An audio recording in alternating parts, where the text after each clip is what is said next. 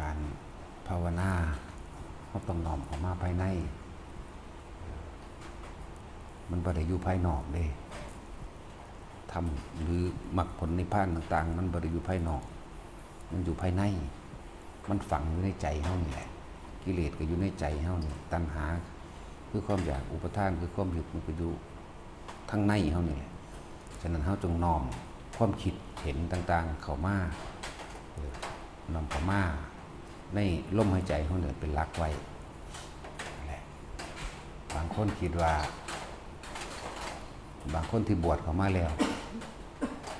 บวชด้วยศรัทธาบวชด้วยคิดว่าถ้ากูบวชกูสิเดินจงกรมกูสินั่งสมาธิกูสิเดินธุดงค์ไปตามป่าไปทำนั่นทำนี่แบบนั่นแบบนี้ที่คิดไว้นั่นคือเฮาบวชด้วยความเห็นโดยศรัทธาของเฮาเองเมื่อบวชเข้ามาแล้วก็ให้เฮ็ดแบบนั้นแหละบางที่บวชเข้ามาแล้วมันสิเปลี่ยนเป็นยังไงก็มีได้คิดว่าเอาไปเอามาเลยเป็นเขาก็กินเพียเดียวอันนั้นอันนี้ก็ยากว่ากลับออกไปภาวนาอยู่บ้านก็ได้ดอกว่าดินี่คือภายนอกที่ว่าให้กำลังใจพวกที่บ่ท่านบวชยังมีผัวมีเมียยังมีนั่นอยู่เฮ็ดไปสักก้อนให้สั่งสมไปสักก้อนทรงชาติเจริญชาติไปเฮ็ดไปเรื่อยๆแม้นสิถึงความสงบมากเพียงใดก็ช่างเวลามันออกมาแล้วมันก็คิดห่วงนั่นห่วงนี่คือเก่าแหละนี่คือคนที่ภาวนาอยู่น้ำบานยังมีเกี่ยวของอยู่เกี่ยวกับการงานการเงินการลูกการทรัพย์สมบัติอยู่เวลามันสงบมันก็สงบแต่ว่าเวลาสิตัดขาดจากอะไรมันก็ยากเอื่นว่าภายนอก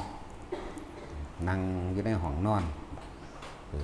บางคนผัวไปเฮ็ดผัวก็นอนถ่าบางคนเมียไปเฮ็ดเมียก็นอนถ่า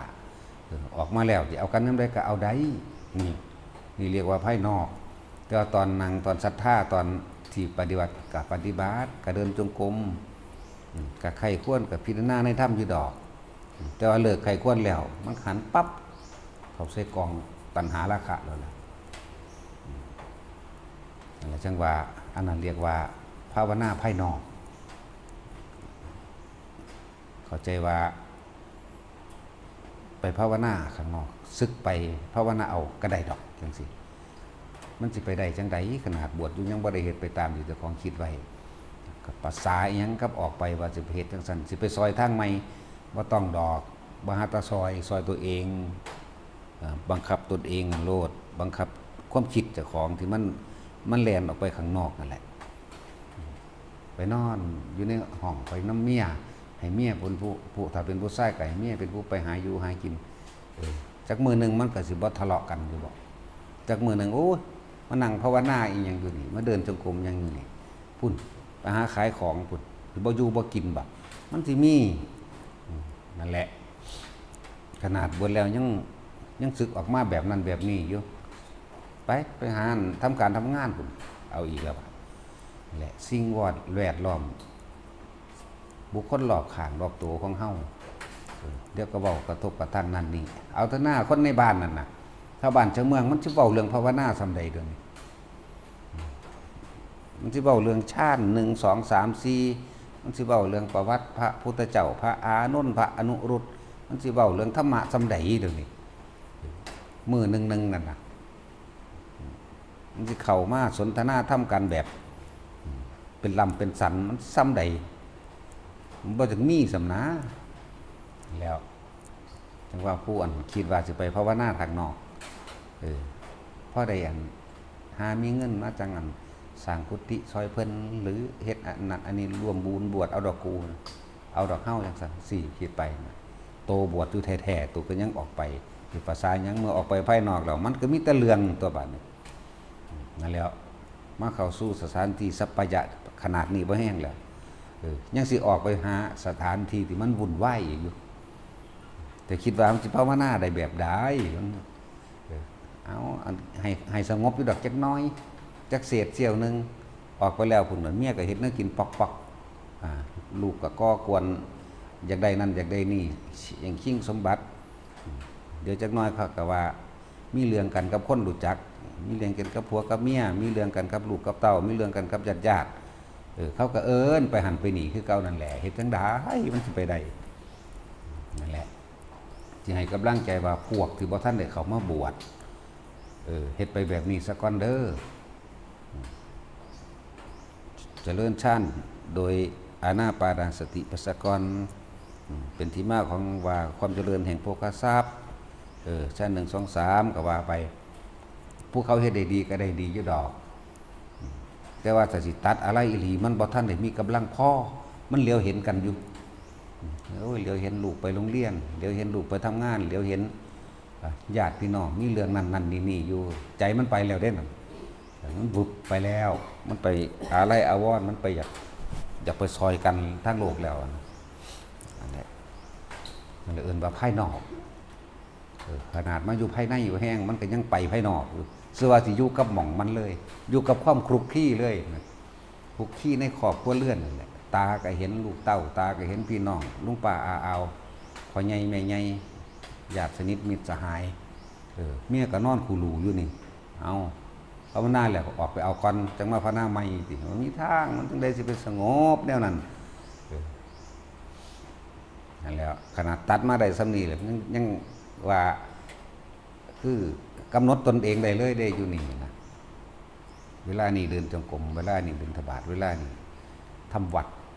เอากูสัตว์เต็มที่เฮ็ดให้มันได้ดังคิดไว้จ้ะต่อไปจังสั้นแล้วโอ้ยไปชุลมุนวุ่นวายอยู่ไปคุกคลีกันอยู่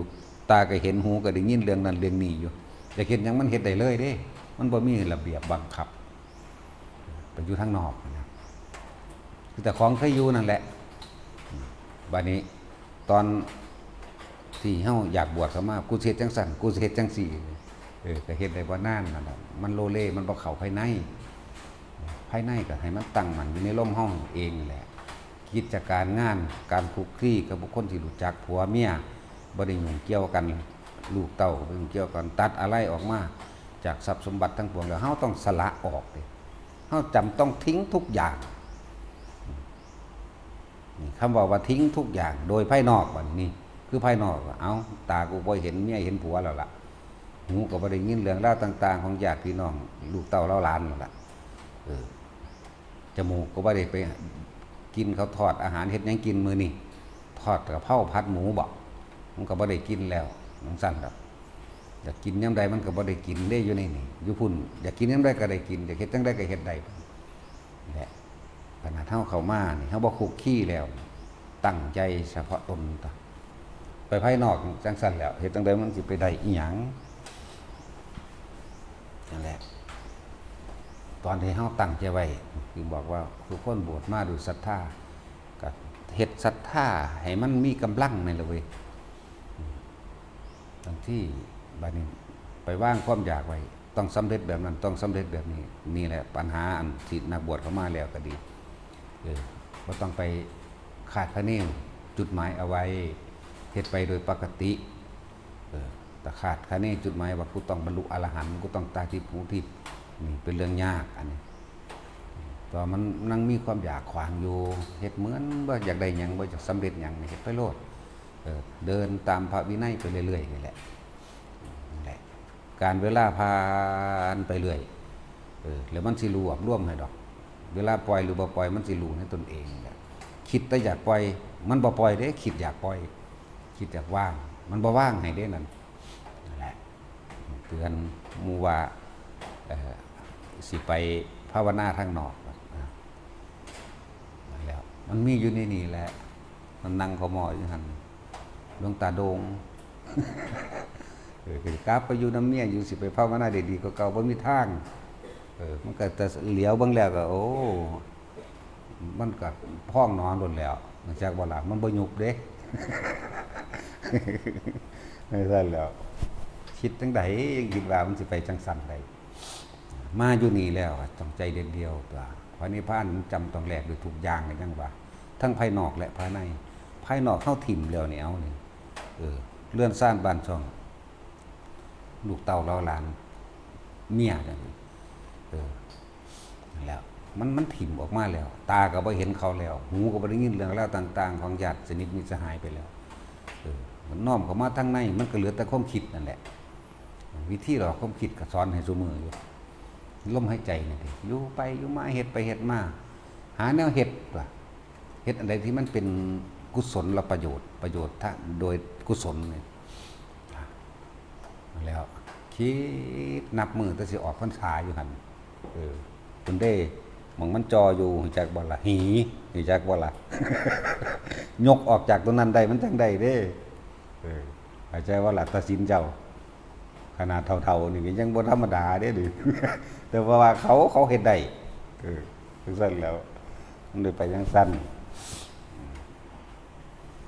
แล้วอยากฟังกันของหลวงปู่ตื้อบ่ เวรมณียกจิตออกจากหี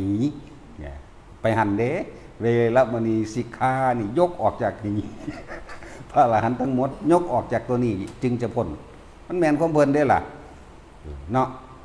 นั่นแหละมันบ่ธรรมดาเด้ราคะความพอใจในรูปมันความพอใจในรูปลักษณะท่าทางแม่นความเพิ่นเบิดนั่นแหละมันบ่ผิดสวยงามละเอียดลึกซึ้งกินใจ ของจริงดนตำใจแท่งใจเนาะแต่สินก็ฟังดูว่าแม่นว่าล่ะฟังแล้วหัวเด้บ่ได้คิดใส่เจ้าของก็เป็นก็คือกันนั่นแหละก็เป็นว่า นั่นแหละตัดสินใจออกมาแล้วออกเลยตะสิไปเคี่ยวของมันจังได๋สิไปได้อีหยังอยู่ในหันนั่นแหละเฮาบอกว่าเข้ามาภายในการบวชเนี่ยก็เรียกว่าภายในโดยร่างกายโดยภายนอกภายในโดยภายนอกอย่างก่อนคือว่าเฮาบ่ไปคุกคีกับญาติสนิทมิตรสหายหรือครอบครัวบ่ซั่นสิบอกว่าถ้ามีศรัทธาในการบวชนะอย่าบวชใกล้บ้านอย่าบวชอยู่บ้านนึงอย่าบวชใกล้บ้านนึงมันสิเห็นญาติสนิทมิตรสหายมันเดี๋ยวก็เรื่องนั้นแล่นเข้ามาเรื่องนี้เข้ามามันกังวลนั่นแหละถึงว่าอยู่ไกลๆบ้านตัดการได้ยินตัดการเห็นซะก่อนหนีมาอยู่ผู้เดียวเขาพวกพี่คือบ่ค่อยมีญาติมาหาตัวนี่ก็เป็นการตัดปริโภทคือความกังวลเกี่ยวของและเรื่องต่างๆออกซะก่อนจากเวลามาอยู่จังซี่แล้วคนที่เคยมีความสัมพันธ์หรืออะไรหรือมีอดีตร่วมกันในการทำนั้นนี่เฮาบ่ได้ยินได้ฟังแล้วมันก็บ่ห่วงตัวแล้วถึงว่าเฮ็ดแบบนี้แล้วก็มุ่งมั่นเฉพาะตนเองเฮ็ดโลดเดินจงกรมบ่ต้องมาเฮ็ดเวียกกับหมู่ก็ได้เดินจงกรมนั่งสมาธิอ่านหนังสือไตรปิฎกบทนั้นบทนี้สวดบ่ทันได้เว้ยกลุ่มทองจำอายุกากอยู่หั่นพระศิวามันเลยว่าเด้ทองจำเอาบทนั้นบทนี้ที่เจ้าของสวดบ่ทันใดเป็นการสาธยายคำสอนพระเจ้าเป็นการจดจารึกบันทึกคำสอนพระเจ้าของในใจตัวเองนะครับว่าแต่มันต้องน้อมเข้ามาทางในตัดขาดออกจากญาติสนิทมิตรสหายพ่อแม่ลูกเมียตลอดทั้งทรัพย์สมบัติต่างๆบ่เอาแล้วตาก็บ่เห็นหูก็บ่ได้ยินแล้วกลับมาอยู่ในพี่ก็ในเข้ามาอีกบัดนี้คือพยายามสิหยุดความคิดให้มันได้อยู่กับลมไปตัวมันนับมือนับเว้นอีหยังอยู่นี่นะที่ว่าสิไปได้อีหยังแบบนั้นมันสิเพิ่มบ่เก่าอยากถ้ามีโอกาสเฮ็ดเอาเด้บ่ต้องไปคิดถึงอดีตที่เคยผิดพลาดดอกเพียงแต่เฮาบ่คิดซื่อๆมันก็บ่ไปคิดถึงมันแล้วมันก็ตัดเอาได้กรรมเก่าแก้พฤติจิตพฤติความคิดพฤติกรรมทางความคิดซื่อๆแต่แค่บ่คิดถึงเรื่องเก่าๆมันก็จบแล้วเด้นั่นน่ะล่มหลอกเอาตัวเอาลมหายใจนี่ตัวอยู่กับมันเฮ็ดไปเฮ็ดมาอย่างนั้นมันสิไปไสวะสงบบ่สงบก็สร้างบ่ต้องไปคาดคะเนมันอยู่ในลมหายใจเย็นวืดเข้าวืดออกอยู่ในอาการดุดิมีแนวเฮ็ดอยากไปเฮ็ดก็ไปบ่อยากเฮ็ดก็บ่ต้องเฮ็ดจังซี่นะบ่ได้บังคับเด้การงานอยู่บ่ค่อยมีหรอกมีแต่พากันหาเฮ็ดซื่อๆนั่นแหละจริงๆงานน่ะนั่นแหละมันต้องน้อมเข้ามาภายในในโดยนอกแล้วก็ในโดยในจากบ่ล่ะในโดยนอกนอกก็คือการคุกคีกับบุคคลที่เคยเฮ็ดนั่นเฮ็ดนี่ร่วมกันนี่ในโดยนอกตัดออกมาแล้วหนีออกมาอยู่ กับคนบ่ฮู้จักแล้วห่างผัวห่างเมียห่างลูกห่างทรัพย์สมบัติห่างจากตาห่างจากหูแล้วบ่ได้ไปกังวลนำสิขายของโอ้ห่างเด็กกูเหลียโตนเขาได้บัดนี้ไปอีกแล้วสงบอยู่แล้วนิดนึงแล้วก็ออกไปแล้วเฮ็ดหยังกินนี่ว่ามันไปพุ่นเด้นั่นแหละกลับมาในโดยในพยายามควบคุมความคิดเจ้าของบ่ให้มันแล่นออกไปในอดีตครับคนเฮาคิดมันคิดอดีตเบิดนั่นแหละอนาคตมันคิดทันใดบ่ทันเกิดหรือแค่ว่าเฮาตัดอดีตได้บ่คิดถึงอดีตคิดถึงเรื่องเก่าๆอยู่กับลมมันก็เป็นปัจจุบันอนาคตก็เกิดบ่ได้พบมันก็ดับตนหนึ่งตัวแค่นี้ไม่ได้ยากดอกมันยากเพราะว่ามันอยากเป็นแบบนั้นนั่นแหละเอาพอ